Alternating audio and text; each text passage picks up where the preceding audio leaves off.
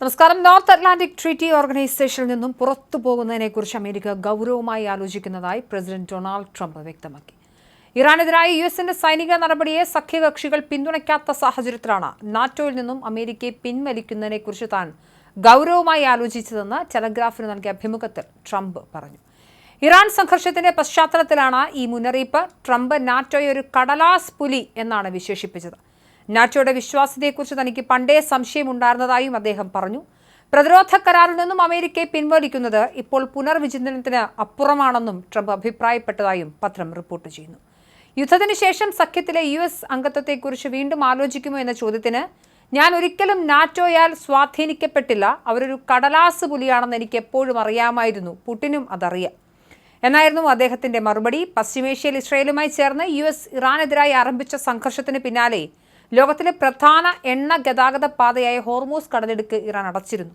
ഇത് ആഗോള ഊർജ്ജ വിപണിയിൽ വലിയ അസ്ഥിരത ഉണ്ടാക്കിയിട്ടുണ്ട്. ഇതിന് പിന്നാലെ ഈ പാതയിലെ സുരക്ഷ ഉറപ്പാക്കാൻ സൈന്യത്തെ വിന്യസിക്കണമെന്ന US ആവശ്യത്തെ നാറ്റോ സഖ്യകക്ഷികൾ നിരസിച്ചതാണ് ട്രംപിനെ ചൊടിപ്പിച്ചത്. സഖ്യകക്ഷികൾക്കിടയിൽ പരസ്പര സഹകരണമില്ലെന്ന് ട്രംപ് വിമർശിച്ചു.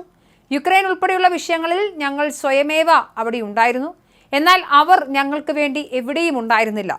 മുൻകാല സംഘർഷങ്ങളിലെ പാശ്ചാത്യ പിന്തുണയെ പരാമർശിച്ച് അദ്ദേഹം പറഞ്ഞു. US ഇസ്രായേൽ സൈനിക നീക്കത്തിൽ ചേരാതിരിക്കാനുള്ള ബ്രിട്ടന്റെ തീരുമാനത്തിൽ UK നേതൃത്വത്തെയും ട്രംപ് കുറ്റപ്പെടുത്തി.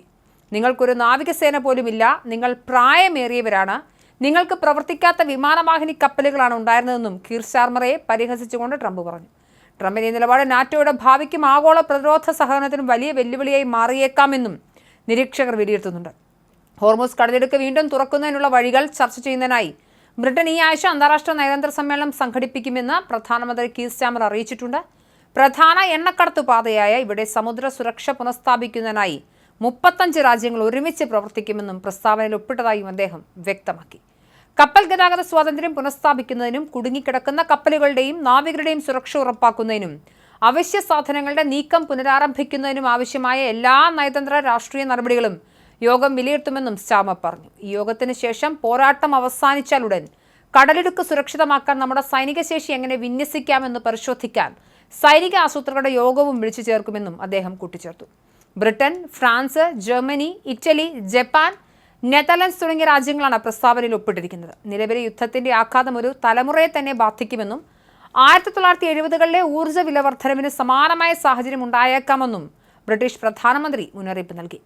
ട്രംപിന്റെ വിമർശനങ്ങളെക്കുറിച്ചുള്ള ചോദ്യത്തിന് അമേരിക്കയും ബ്രിട്ടനും ദീർഘകാലമായി അടുത്ത സഖ്യകക്ഷികളാണെന്നും ഏത് സമ്മർദ്ദമുണ്ടായാലും ബ്രിട്ടീഷ് ദേശീയ താൽപര്യങ്ങൾ സംരക്ഷിക്കാൻ ഞാൻ പ്രവർത്തിക്കുമെന്നുമാണ് സ്റ്റാർമർ മറുപടി നൽകുന്നത്. എന്തായാലും അന്താരാഷ്ട്ര തലത്തിലെ നാറ്റോ സഖ്യത്തിൽ പിളർപ്പ് എന്നതാണ് മനസ്സിലാക്കേണ്ടത്. നാറ്റോയെ വെറും കടലാസ് പുലി എന്നാണ് ട്രംപ് വിശേഷിപ്പിച്ചിരിക്കുന്നത്. നാറ്റോയിൽ നിന്നും അമേരിക്ക പിന്മാറിയാൽ നാറ്റോ സഖ്യത്തിന്റെ നിലനിൽപ്പ് തന്നെ ചോദ്യം ചെയ്യപ്പെടുന്ന അവസ്ഥയിലേക്ക് പോകും.